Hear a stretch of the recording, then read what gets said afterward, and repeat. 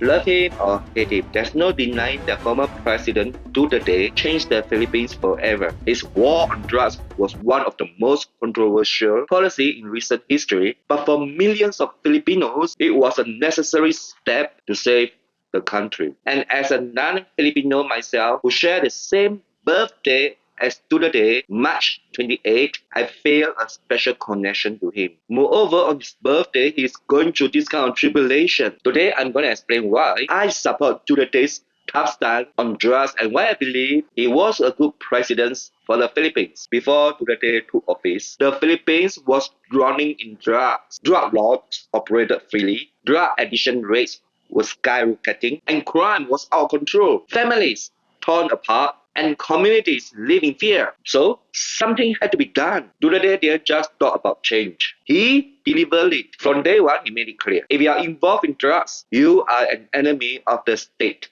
And for many Filipinos, that was what exactly we needed to hear. His war on drugs wasn't just about punishment. It was about protecting the future of the country by taking down drug laws and cleaning out the streets. Duterte gave ordinary Filipinos a chance to live without fear. Communities become safer, and parents could sleep at night knowing their kids were no longer in danger or any risk of being recruited by any drug syndicate. Was the policy perfect? No. But let's be honest, no policy ever is. What matters is that Duterte has the courage to take action when others turn into a blind eye. Duterte wasn't just about the war on drugs. His presidency brought real progress to the Philippines. Under his build program, we saw new roads, bridges, and airports that created jobs and boosted the economy. He also pursued independent policies, strengthening ties with China and other nations to secure investments and opportunities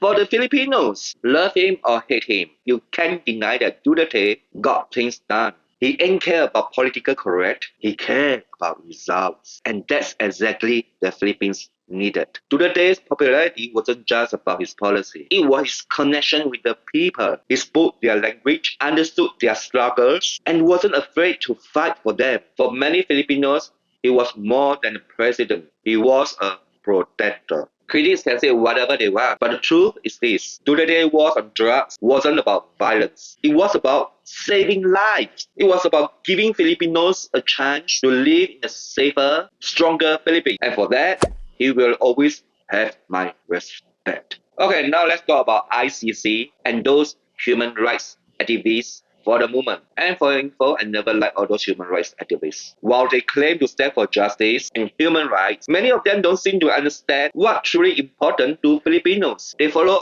abstract principles and international laws, but they don't live in these communities. They don't see the fear in the mother's eyes when her child is tempted by drugs. They don't hear the cries of families torn apart by addiction. And they don't feel the frustration of ordinary citizens who just want to live in peace.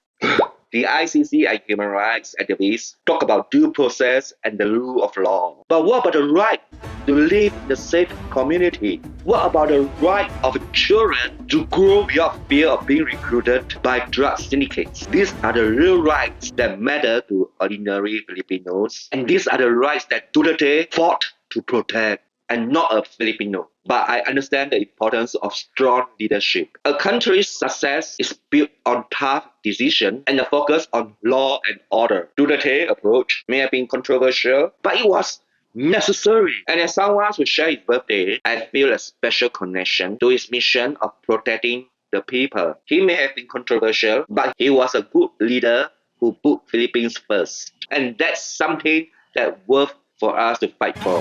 Salamat, Tatay Digong.